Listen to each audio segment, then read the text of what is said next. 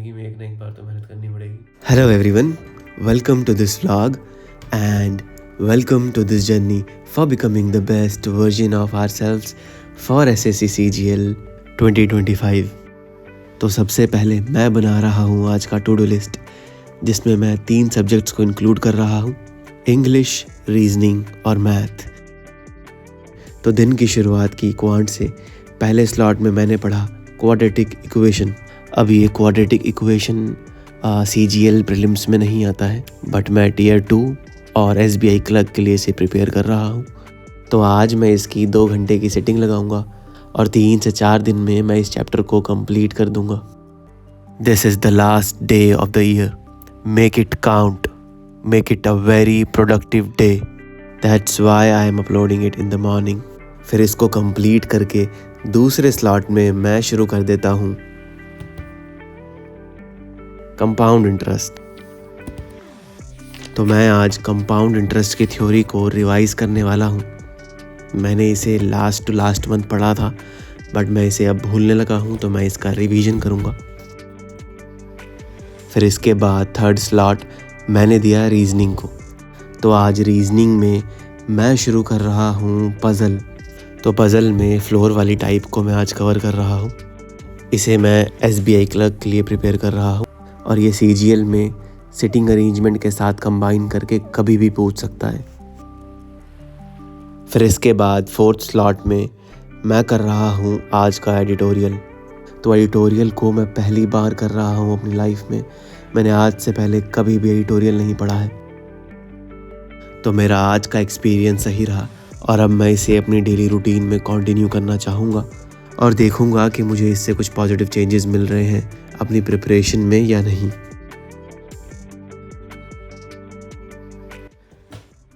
तो मैंने डिसाइड कर लिया है, मैं SBI क्लर्क का एप्लीकेशन फिल करूँगा और साथ ही मैं अपना जो मेरा SSC CGL है वो प्रिपेयर करता रहूँगा।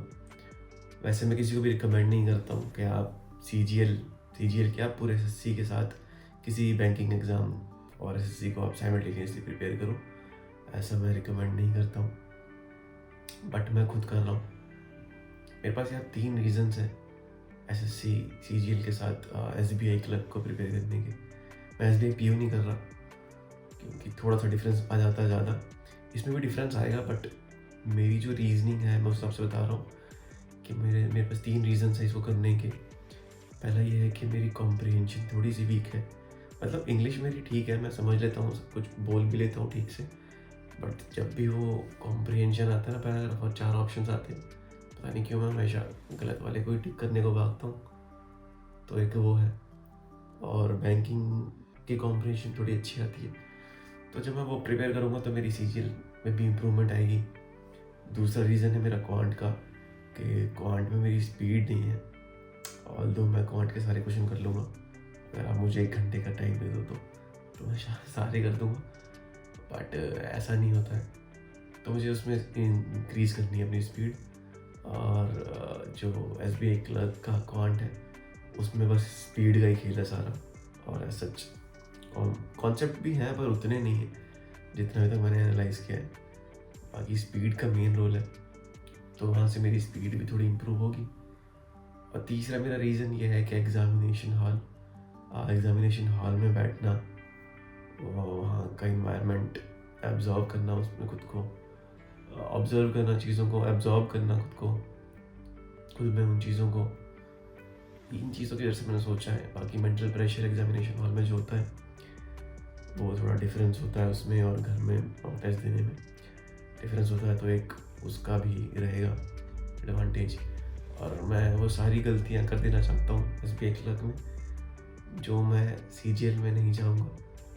तो वहाँ जो भी मैं गलती करूँगा मैं सीख के CGL में नहीं रिपीट करूँगा। एक मेरा ये रीज़न है इस एग्ज़ाम को देने का, क्योंकि CGL में इसके बाद एक भी अटेम्प्ट नहीं दूंगा CGL का। मैं वापस IT में चला जाऊंगा भाई, अगर मेरा नहीं हुआ तो। अब होना ना होना वो तो चलो कल की बात है, बट इन केस नहीं होता है तो मैं इस लूप में नहीं फंसना चाहता CGL के। बहुत गंदा लूप है।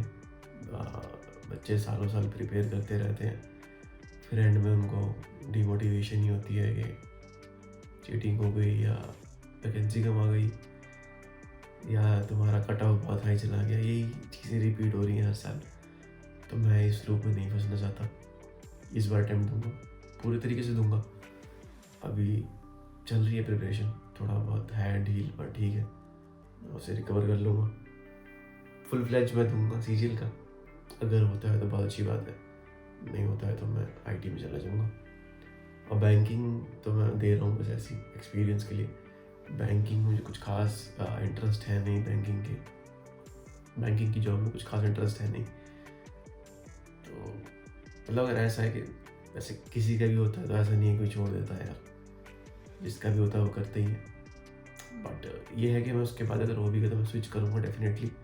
तो ज़िंदगी में एक ना एक बार तो मेहनत करनी पड़ेगी, चाहे आज, चाहे कल, चाहे परसों, चाहे कुछ सालों बाद।